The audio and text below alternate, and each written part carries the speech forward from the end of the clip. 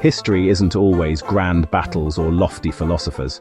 Sometimes, very often, it's just plain absurd. Imagine entire wars started over a bucket, or armies losing to flightless birds, or rulers putting dead popes on trial.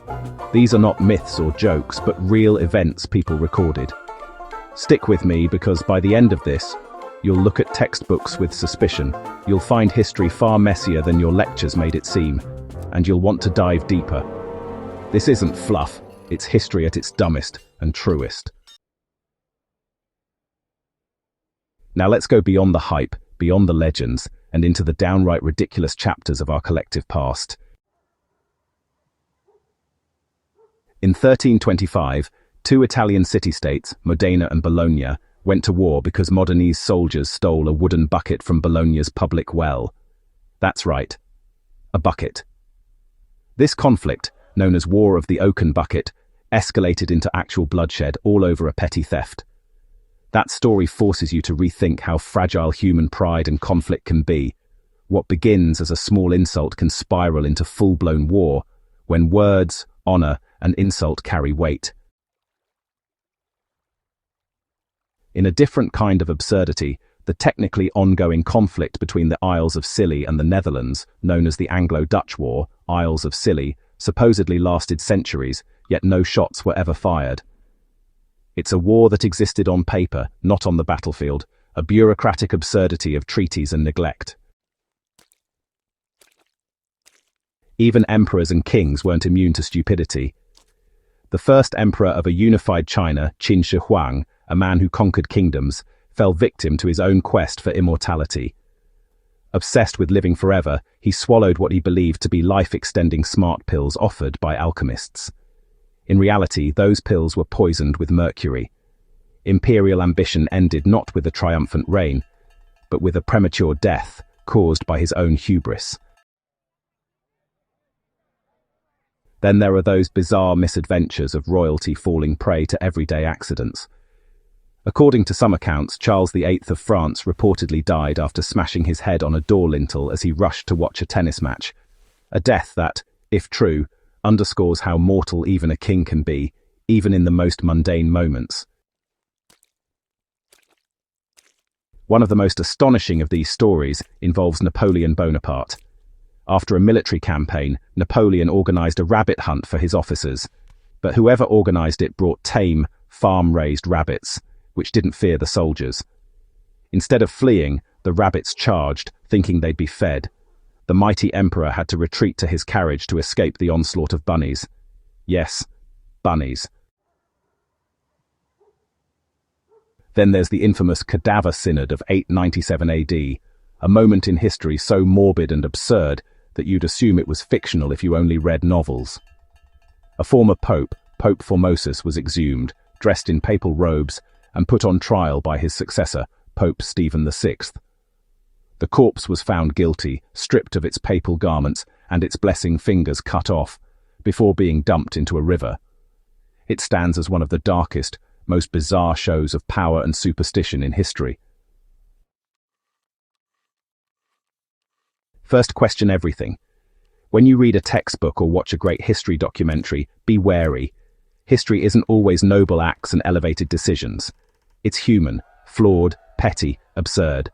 Recognizing that helps you stay critical. Second, context matters more than dogma. When you dig into why a war began over a bucket, or why an emperor drank poison in pursuit of immortality, you uncover cultural values, fears, alliances, and rivalries. You see that human decisions, even dumb ones, reflect deeper social dynamics. Use these stories not for laughs only, but as lenses into what people valued, feared, or believed at that moment. Third, make history relatable and grounded. If you create content, whether that's video, writing, or even a podcast, it's actually a great idea to include dumbest history stories.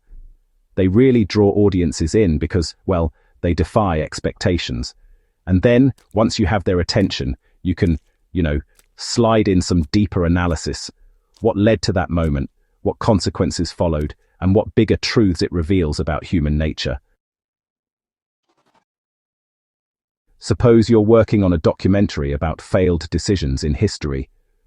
A segment on emperors chasing immortality, like Qin Shi Huang, contrasts perfectly with tales of bureaucratic wars over, say, buckets. One shows high-level folly, the other everyday absurdity. Together, they actually build a more nuanced picture. History isn't just about great men and battles, it's also about hollow vanity, petty pettiness, and unexpected irony. Or maybe you write a blog or essay for fellow history fans.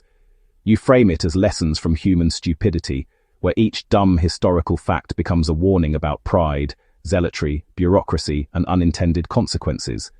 You lay bare that, behind every conquest and every empire, sometimes what really lies there is absurdity and human error, not just ambition. Because, this is not about listing a dozen so-called fun facts. This is about seeing history with forensic eyes, uncovering absurdity not as comedy, but as evidence. It's about using weird events to ask deeper questions. And really, it's about understanding that the past isn't always just heroes who built civilizations. Sometimes it's emperors who died chasing immortality, or even popes who tried to kill the dead. If you treat these dumb stories as valuable historical data, as reflections of values, errors, fears, and social mechanics, you become not just a consumer of history, but a thinker of it. You see layers in human behavior that conventional, serious history often ignores. So next time you look at a textbook or watch a history documentary, ask yourself, how many weird, absurd, dumb human moments got swept under less important? What if those moments reveal more about humanity than grand battles or political treaties? If this approach speaks to you, if you want to explore history through its dumbest and least glorious side in order to learn real lessons, then you're in the right mindset. If you like this kind of approach, the gritty, the absurd, the real, let me know and I can help you build a full outline for a YT video or even a multi-part series. Thanks for reading, and if you enjoyed this guide, don't forget to subscribe and share. Keep questioning history, keep digging,